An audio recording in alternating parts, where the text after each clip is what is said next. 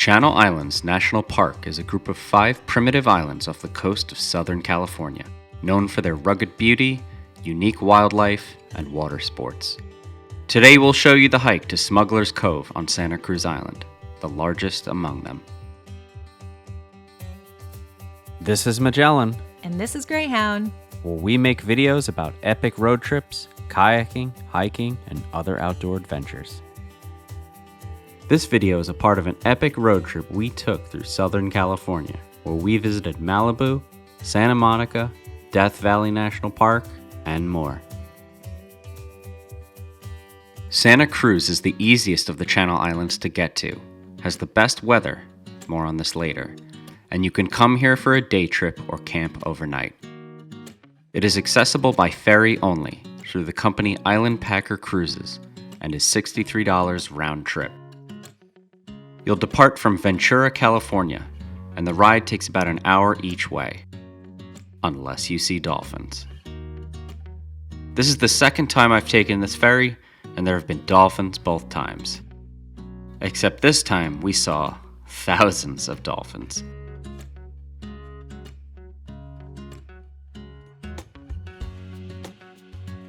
Our guide on the ferry told us that they had never seen this many, ever. It was pretty incredible. So it took about an hour and a half because of this. Along the way, you will get some nice views of Anacapa Island.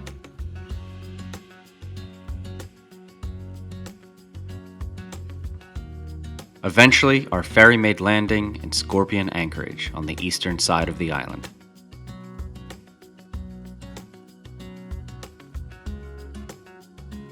You'll get a brief orientation, and then it's on like Donkey Kong.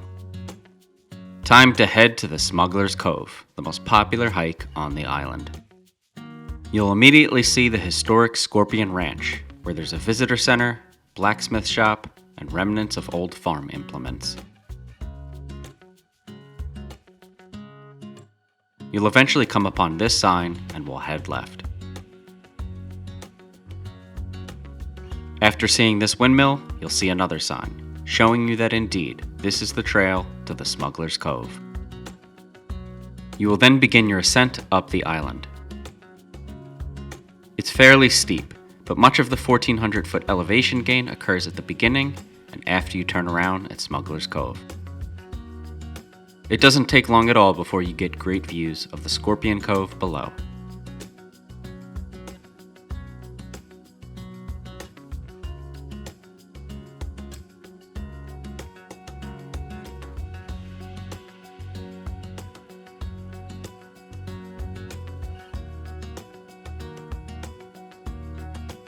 And remember, all around you is the Pacific Ocean.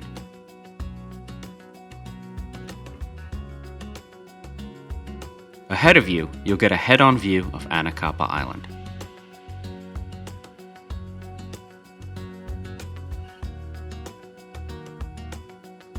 Something I forgot to mention. This hike is roughly 7.5 miles round trip. If you run into a legion of dolphins and get here at 10:30 instead of 10 a.m., that leaves you just 5 hours before the ferry leaves again at 3:30. Do not attempt this hike if you are a slow hiker. No offense if you're slow, but you do not want to miss the ferry. There are campgrounds, but all overnight hikers are bringing their own food and water in tents. Just be realistic with your abilities.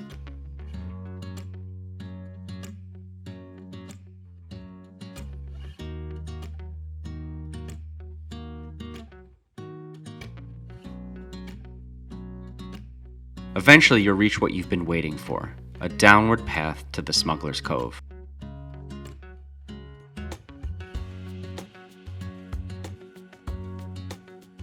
You'll see a historic olive orchard to the right of the trail, and before long, you will arrive. The Smuggler's Cove. Take note of Anacapa Island out there.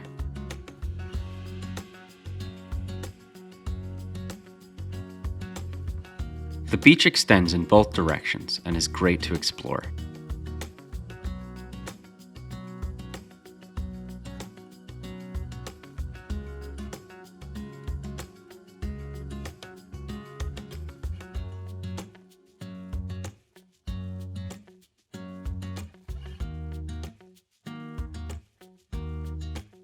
I personally loved climbing up the rocks. If Magellan wasn't my Appalachian Trail name, it would have been Spider-Man. Would it be wrong if I stuffed these in my pack and cooked these up later? Some garlic, tomatoes, a good white wine.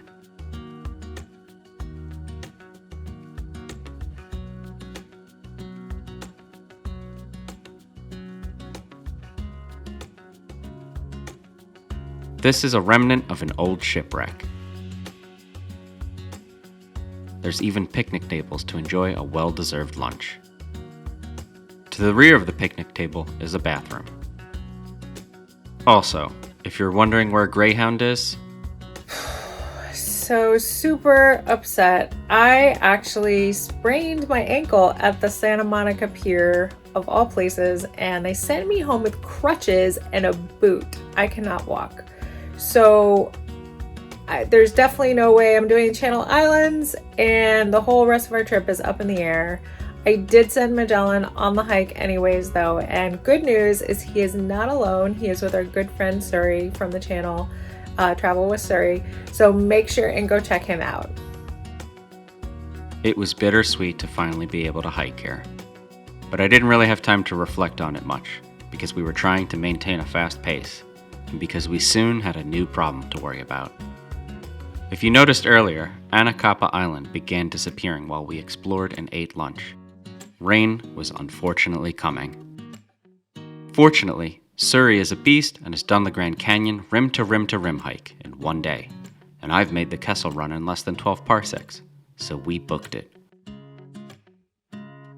Before we did, we briefly checked out the Smuggler's Ranch, which is on a short trail to the side right when you make your return ascent.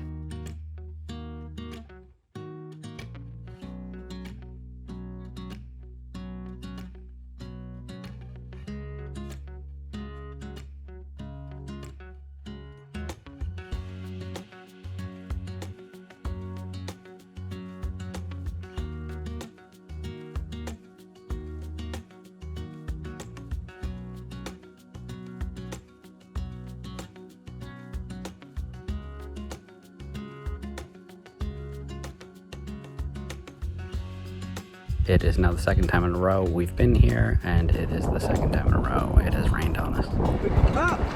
You can check out the other video to see what kind of craziness that was, kayaking through some sea caves. The good news is that the dolphin colony found us on the way back. Hopefully when we visit again, whenever that is, third time's a charm, so wish us luck in the comments. Stay tuned for our next video where we spent 4 days in Death Valley National Park checking out vast sand dunes, Star Wars shooting locations, salt flats, historic mining operations, and more, all while dealing with a sprained foot. We'll see you on the trails or in the water.